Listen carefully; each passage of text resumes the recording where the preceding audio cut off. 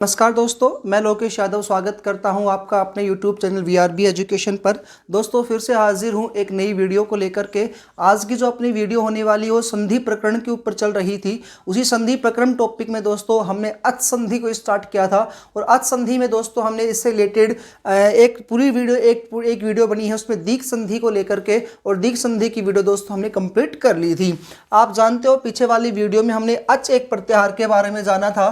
उस दोस्तों अच एक प्रत्याहार आता है उसमें सारे के सारे कौन से स्वर्ण आते हैं, तो स्वर वर्ण आते हैं। इस टॉपिक में दोस्तों हमने स्वर वर्ण को अच संधि को 5 भागों में बांट करके पढ़ने का वायदा किया था आपके सामने।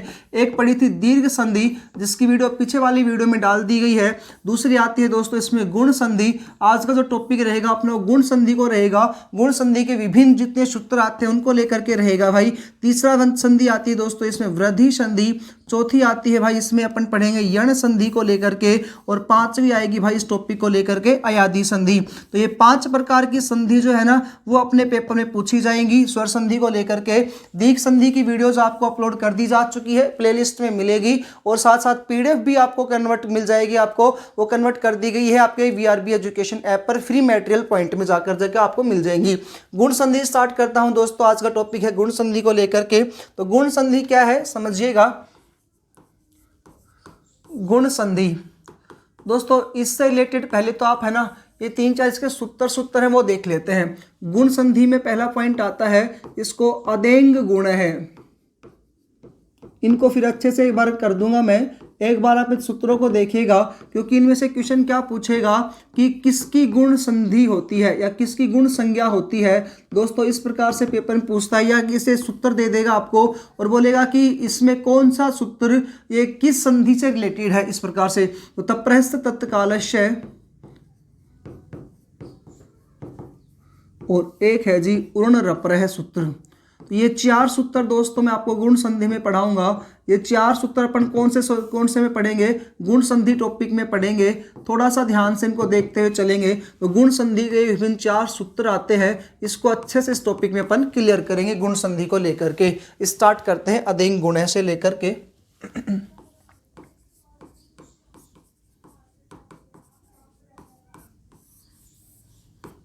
गुण संधि पहला सूत्र आता है इसका अदेंग गुण है।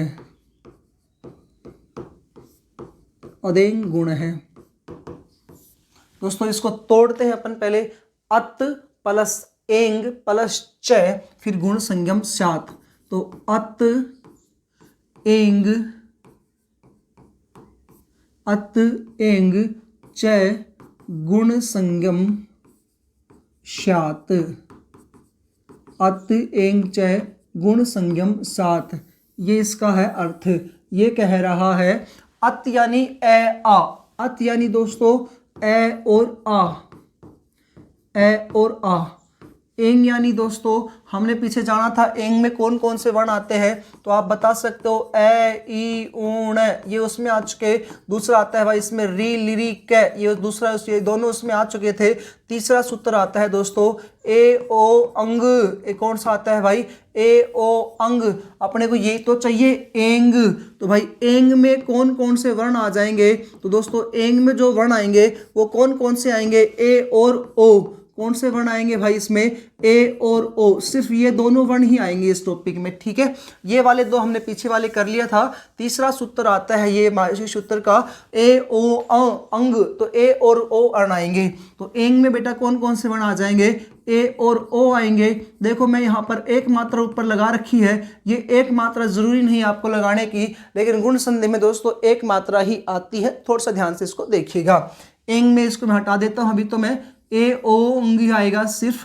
चलो च यानी और गुण संज्ञा होती है। तो ए या आ के बाद ए ओ की क्या होगी, गुण संज्ञा होगी।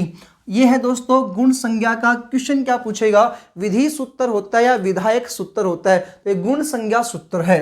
यह कैसा है, यह गुण संज्ञा सूत्र है। यह है भाई आपका गुण संज्ञा सूत्र। क्यों पेपर में क्या क्वेश्चन आएगा, गुण संज्ञा सूत्र बताओ। तो गुण संज्ञा सूत्र कौन सा है, तो आपके सामने 4 ऑप्शंस दिए जाएंगे। अधेंग गुण है, आद गुण है, तप्रस्थ स्काले से उण रूप है। तो इसमें अधेंग गुण है आपका क्या आ जाएगा, गुण संज्ञा सूत्र होगा आपका अधेंग गुण है। देखिएगा अगला पॉइंट क्या कहता है, एक दूसरा सूत्र लिखता हूं दोस्तों, आद गुण है। वो पहला सूत्र हो चुका है अपना, ये है आद गुण है। तो दोस्तों ये कहता है ए आ के बाद जो वर्ण आते हैं ना उनकी क्या होती है, गुण संज्ञा होती है। ए प्लस आ की क्या हो जाएगी, गुण संज्ञा हो जाएगी। ए प्लस आ, फिर ए या आ के बाद क्या होगी दोस्तों, गुण संज्ञा होती है। अब इसकी परिभाषा को लेकर बात करेंगे।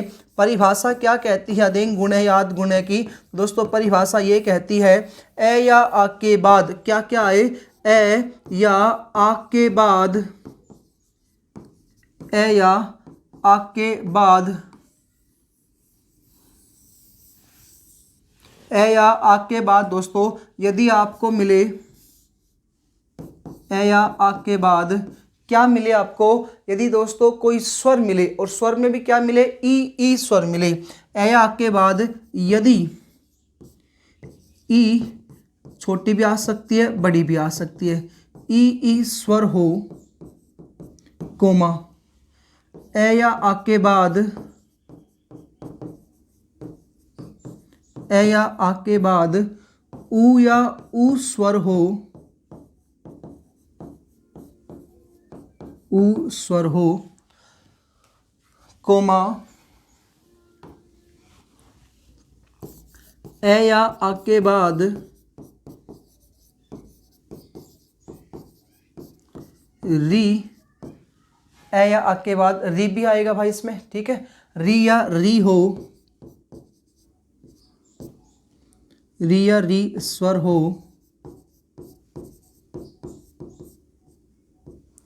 तथा ए या आ के बाद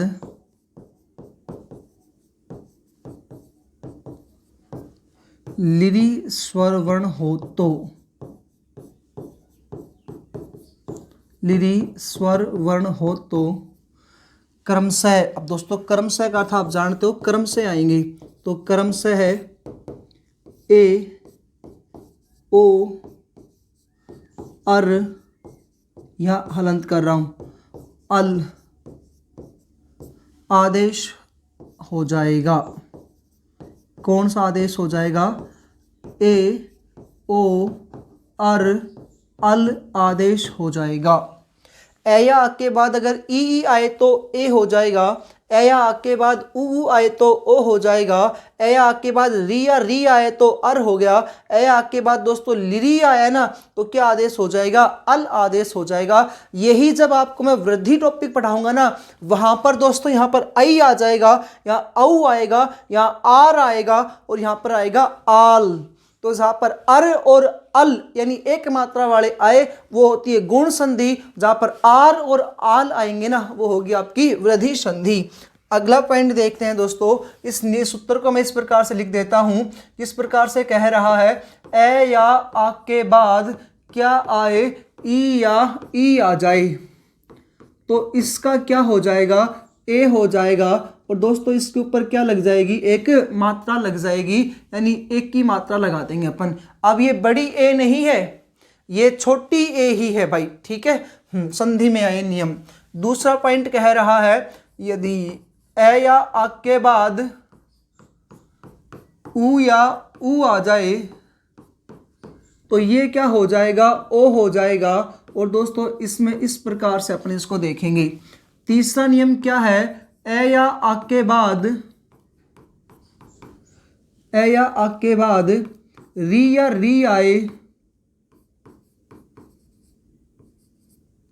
तो भाई इसका क्या हो जाएगा, अर हो जाएगा। चौथा नियम है ए या आ के बाद लिरी आ जाए तो इसका हो जाएगा अल। दोस्तों ये आपके 4 नियम हैं। इन 4 नियमों से आपको कौन सी संधि याद हो जाएगी, आपकी गुण संधि याद हो जाएगी भाई। कौन संधि याद हो जाएगी भाइयों? गुण संधि याद हो जाएगी। रही बात एग्जाम्पल्स की, एग्जाम्पल यहाँ पर आपको 5 से 7 या 8-10 एग्जाम्पल सोल्व करवाऊंगा, लेकिन बाकी जो एग्जाम्पल्स होंगे ना वो आपको क्या करना है, पीडीएफ दी जा रही है, उसमें मैंने ढेरों एग्जाम्पल्स डाले हैं, आप उनको ज़रूर नोट डाउन करिएगा, उनको ज़रूर देखिएगा। अब स्टार्ट करते हैं पहले वाले नियम को लेकर के। पहला नियम क्या कहता है? ए या आ हो प्लस ई या ई हो, तो इनके स्थान पर क्या हो जाएगा? ए हो जाएगा। पहचान आप पढ़ ही चुके हो, पहले पीछे भी आपको बताई भी थी मैंने। पहचान और देख लीजिएगा, इसकी पहचान यहां लिख देता हूं। गुण संधि की पहचान, शब्द के मध्य में ए और ओ की मात्रा मिलेगी, कि एक मात्रा मिलेगी, एक मात्रा मिलेगी। तो दोस्तों 2 मात्रा मिले तो वृद्धि संधि, और 1 मात्रा मिले तो भाई इसमें आता है वृद्धि संधि में। 2 मात्रा मिले तो वृद्धि संधि, और 1 मात्रा मिलती इसमें आती है गुण संधि में।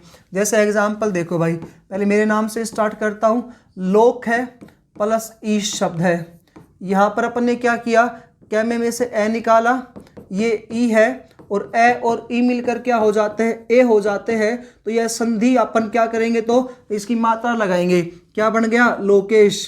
एक मैंने आपको इंपॉर्टेंट पॉइंट बताया था, संधि में हमेशा सार्थक शब्दों का प्रयोग होता है। कैसे शब्दों का प्रयोग होता है? सार्थक, यानी जिनके अर्थ निकलने चाहिए। लोक होता है बच्चा संसार का, ईश यानी ईश्वर, तो क्या बन जाएगा यहाँ पर? लोकेश है। अगर सार्थक शब्द नहीं निकला तो वहां संधि नहीं होगी। दूसरा एग्जाम्पल देखते हैं भाई, इसमें एक है राका। अब दोस्तों यहाँ पर राकेश शब्द आएगा आपके सामने, वहां आपको राका लगाना पड़ेगा। अब आप कहोगे सर राका क्यों लगाया आपने, राकेश में तो राख भी तो हो सकता है ना। भाई राख नहीं होगा, क्योंकि राख शब्द सार्थक नहीं होता है, यानी कि राख प्लस ईश नहीं कर सकते आप इसको, क्योंकि राख शब्द सार्थक नहीं है। फिर कहोगे सर आपने लोक को कैसे सार्थक कर दिया? भाई लोक शब्द का तो अर्थ निकलता है, लेकिन मेरे प्यारे भाइयों राख का शब्द का अर्थ निकलेगा, राख शब्द का अर्थ नहीं निकलेगा। यहाँ राख का अर्थ होता है रात का, ईश यानी ईश्वर, और रात का ईश्वर किसे कहा जाता है? चंद्रमा को कहा जाता है। तो चंद्रमा का पर्यायवाची आता है राकेश। आगे देखिएगा महेश, तो महा प्लस ईश, या मह मत कर दीजिएगा, क्या करना पड़ेगा? महा प्लस ईश। महान है जो ईश्वर अर्थात भगवान शिव, महेश को कहा जाता है जी महेश्वर। फिर आ जाए आपके सामने महेश्वर या महेश। अगला है भाई उपेंद्र, उप प्लस इंद्र, और आप जानते हो इंद्र में हमेशा कैसी मात्रा मिलती है? छोटी। इसमें से क्या निकाला? ए। यहाँ पर क्या है जी? ई। दोनों मिला दिए तो क्या बन गए? एक की मात्रा लगा दो, उपेंद्र। बस, क्या दिक्कत आई? अब थोड़े से डिफिकल्टी देता हूँ। राम प्लस इतिहास, राम प्लस इतिहास, नियम क्या कहता है? ए या आ हो, ए भी है यहाँ पर, ये रहा नियम। दूसरा ई भी आ रहा है, तो दोस्तों दोनों को मिलाया, एक की मात्रा, बिल्कुल सही है। क्या बन जाएगा? रामेतिहास, रामेतिहास। अगला नियम है विकल प्लस इंद्रिय, विकल प्लस इंद्रिय शब्द है। यहाँ पर आप देख रहे हो, इसमें से निकल गया ए, यहाँ पर ई है भाई, और दोनों को मिलाया ए हो गया। क्या बन गया? विकलेंद्रिय, विकलेंद्रिय। अब ये जैसा था उसको वैसा वैसा लिख दो, बस अपने को तो ए और इससे मतलब है। ठीक है जी, ए और इससे मतलब है। सुरेश हो सकता है, या इसको अपन सुरेश, महेश, जो भी आप नाम जो लेते हो वो सारे इसमें आ जाएंगे। राजेश आ जाए, रमेश आ जाए, सुरेश आ जाए, सब इसमें आ जाएगा। राजेश का तो राजा प्लस ईश मैं करवा ही देता हूं, ताकि आप लोग क्या करोगे फिर गड़बड़ कर दोगे, राज करोगे, वहां पर राज नहीं होता है। राजा प्लस ईश, आ और ई मिलकर क्या हो जाएगा? राजेश हो जाएगा। सुरेश का क्या होगा? सुर प्लस ईश, यहाँ पर सुर ही आएगा, सुर यानी देवताओं के, ईश्वर यानी ईश्वर, तो सुरेश इंद्रदेव का पर्यायवाची है जी। फिर है रमा। अब दोस्तों रमा लगाना पड़ेगा अपने को, रमा यानी लक्ष्मी माता, और ईश यानी ईश्वर, तो रमा के ईश है जो, तो विष्णु भगवान, तो रमा शब्द है, रम शब्द नहीं है। क्या आ जाएगा इसमें? रमेश।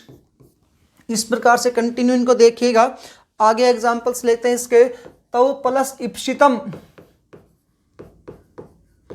तव प्लस इप्सितम, ये शब्द है भाई, एक है तव और एक है इप्सितम।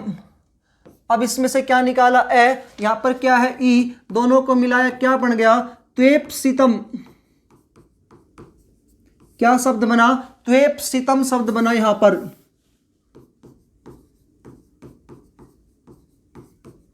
तव प्लस इस्तम का क्या बन गया, त्वेप्सितम। ठीक है, प्रे प्लस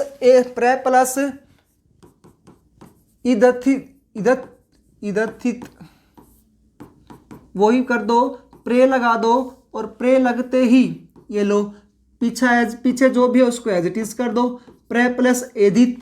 ठीक है, चर्म्य प्लस इव या पिता प्लस इव, चर्म्य प्लस इव, इव जहां पर आएगा वहां पर कौन सा आ जाएगा आपका, यही है चर्म्य प्लस इव, क्या बन गया, चर्मेव। पिता प्लस इव, हर जगह आप देख रहे हो एक ही मात्रा है यहां पर, तो क्या बन गया भाई यहां पर, पितेव। तो आराम से आप ए ई के कर सकते हो। इसके अलावा देखिए उप प्लस इत, उपेत है। ठीक है जी, गुड़ का प्लस ईश, ये बहुत बार आया है, गुड़ का प्लस ईश, गुड़क मत कर देना, गुड़ का है ये शब्द, गुड़ाकेश, गुड़ाकेश। ये आ और ई मिलकर के एक मात्रा पे चले गए, गुड़ाकेश। विकल्प प्लस इंद्रिय, ये थोड़े से हार्ड है, जरूर देखिएगा इनको आप लोग और आप सोल्व करके देखो। जो शब्द आपको सोल्व करने में दिक्कत आता हो कमेंट में करना कि सर इसमें कौन सी संधि होगी, लेकिन अभी आप वही संधि को करिएगा कमेंट में, कोई शब्द को जो पढ़ा रहा हूं, कभी व्यंजन का लेके आ जाओ, विषय का लेकर के आ जाओ भाई, कंटिन्यूटी दोगे तभी पॉइंट समझ में आएगा।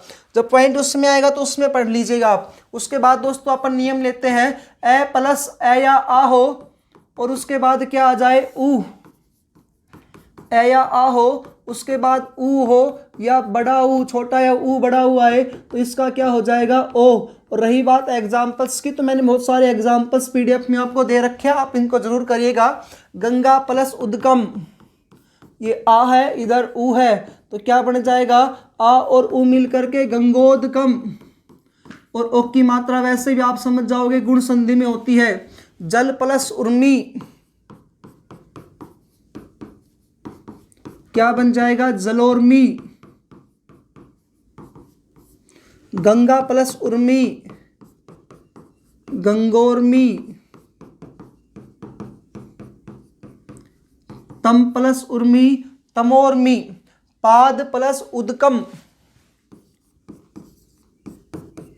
पाद प्लस उदकम, ये शब्द है, ए उर ऊ है, क्या कर दो, पादोदकम, पादोदकम।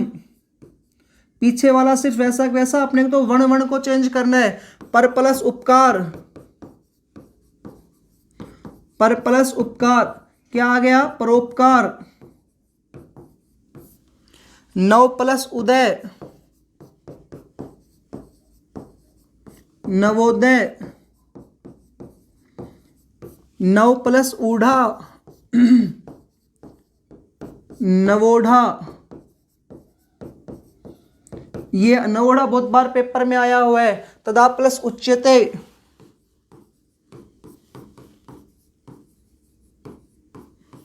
तदा प्लस उच्यते, तदोच्यते, तदा प्लस उच्यते, तदोच्यते। पर प्लस उपकार हो गया। भग्न प्लस उरुदंड है, ऊ आ रहा है वहां पर भी, भग्न प्लस उरुदंड है, भग्नोरुदंड है, भग्नोरुदंड है। ये लो जी, जहां पर भी ए ऊ मिले वहां पर आपको क्या करना है, ओ करना है। एक ज्यादा पूछा गया है, हार्ड भी है थोड़ा सा, आध्य प्लस उपांत। अब यहां पर भाई ए ही है लास्ट में, ये नीचे ये होता है फिर दे होता है ऊपर, आध्य प्लस उपांत क्या बन जाएगा, आध्योपांत। पीछे ऊ है ही, आध्योपांत। ऊर है, यहां पर ये है, ए है, ऊ है, आ है, ऊ है, ओ करना है बस आपको इस टॉपिक में लेकर के। न प्लस उज्जती, न प्लस उज्जती, क्या बन गया, नोजती। नोजस्ती। ये लो जी आपके उक के नियम के कंप्लीट हुए। उसके बाद बात करते हैं अपन अगले पॉइंट की, और अगला पॉइंट जो है अपना वो किससे रिलेटेड आता है, तो वो आता है रिक्का। अगला नियम क्या कहता है भाई इसमें, रिक्का, ए प्लस ए या आ हो और पीछे क्या आ जाए, री, चाहे छोटी हो चाहे बड़ी हो, उसका आपको क्या आदेश करना है दोस्तों, अर आदेश करना है। क्या करना है, अर, और आर कर दोगे तो वृद्धि संधि में चला जाएगा। और यदि दोस्तों आपके सामने आ जाए ए या आ प्लस लिरी आ जाए तो इसका आप क्या करोगे, अल करोगे, और आल कर दोगे तो वृद्धि संधि में चला जाएगा। एग्जाम्पल्स देखो, खूब आसानी से आप इनको याद करोगे। ए या आ का अर आता है, उसका अल आएगा, तो अर और अल। अब ये अर और अल अपन ने जो किया है ना, ये भी एक सूत्र से होता है। मैंने आपको 4 सूत्र लिखवाए थे, उसी में दोस्तों एक सूत्र आता है उर्ण रप्रह सूत्र। चलो सूत्र के बारे में एक बार चक्कर कर देता हूं मैं। यहाँ पर एक सूत्र आता है दोस्तों, उसका क्या नाम आता है, उर्ण रप्रह सूत्र। ये मैंने आपको संज्ञा सूत्र में भी पढ़ाया था, जब संज्ञा प्रकरण का सूत्र टॉपिक था उसमें भी आया था टॉपिक उर्ण रप्रह सूत्र। और जब आपको मैंने माहेश्वरी सूत्र पढ़ाया था वहां पर भी इसका उल्लेख आया था। ये क्या कहता है इस सूत्र में दोस्तों, एक माहेश्वरी सूत्र में आता है लण। तो लण सूत्र में एक का आगम होता है, और उस एक के आगम से दोस्तों एक रै प्रत्याहार बनता है, उससे उन पर सूत्र बना। और इस सूत्र में दोस्तों, इस सूत्र से क्या किसका आगम हुआ, रै का आगम हुआ। किसका आगम हुआ, रै का आगम हुआ, रै का आगम हुआ, जिसमें रै और ले 2 वर्ण आते हैं। जिसमें भाई कौन कौन से वर्ण आते हैं, रै और ले, ये 2 वर्ण आते हैं इसके अंतर्गत।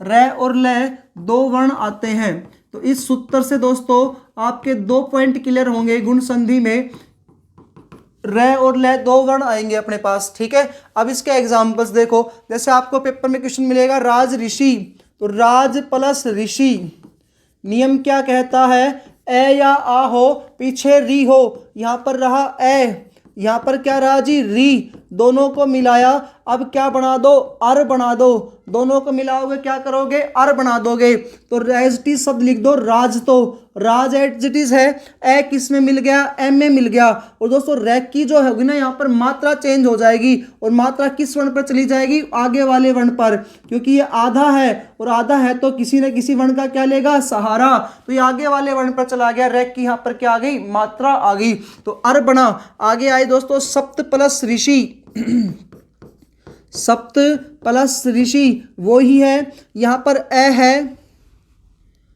और यहां पर क्या है, री। तो इन दोनों का क्या होगा, अर होगा। और जब रे आधा होता है तो ये आगे वाले वर्ण पर चला जाता है, सप्त एज इट इज आएगा दोस्तों, सी आगे कर दिया और क्या बन गया, रे वहां पर चला गया।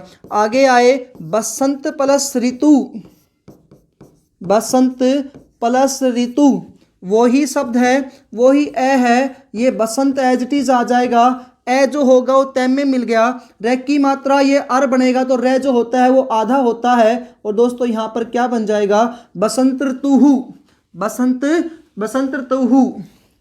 आगे है दोस्तों एग्जाम्पल, कृष्ण प्लस रिधि,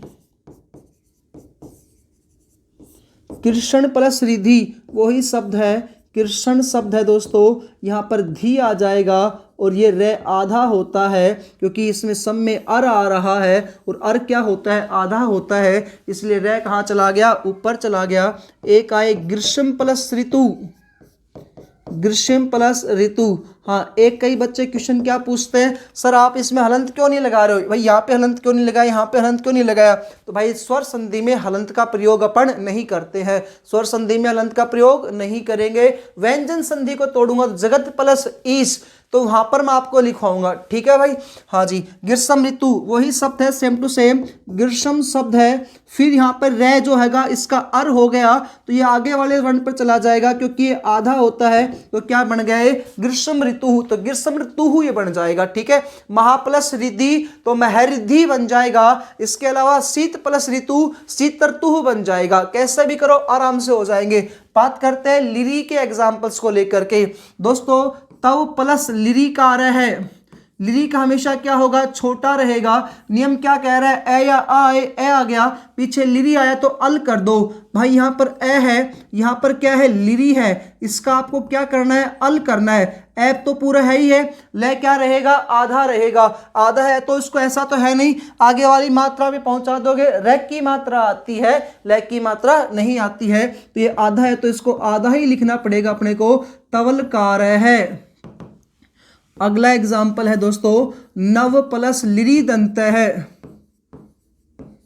नव प्लस लिरी दंत है, ये ए है, यहाँ पर लिरी है, तो क्या बन जाएगा, ये ए पूरा हो गया इसमें, और ले क्या रहा, आधा रहा, यहाँ पर बन गया नवल दंत है। खूब आसानी से आप इनको समझ सकते हो। माला प्लस लिरी कार्य है, माला प्लस लिरी कार्य है।